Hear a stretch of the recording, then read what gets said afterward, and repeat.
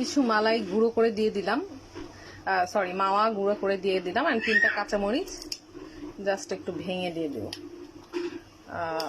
Just ফ্রেগরেন্সটা যাতে ভালো আসে। মালাই আর মাওয়া দেওয়ার পর যে মাখা মাখা একটা স্মেল আসতেছে, শাহি শাহি একটা ফ্লেভার, ইউনো। তো মাওয়া দেওয়ার সাথে সাথে গরম গরম একদম গলে গেছে। অ্যান্ড আমি আরো যেটা করব, বেরেস্তা একটু উপর দিয়ে দিব। সো হয়ে গেল আমার শাহি খাসির মাংস রেজালা। Thank you watching. Please subscribe my channel, subscribe my YouTube channel and Facebook channel. ঈদের জন্য প্রথম রান্নাটা রেডি হয়ে গেছে, সেটা হলো খাসির রেজালা, শাহি খাসির রেজালা।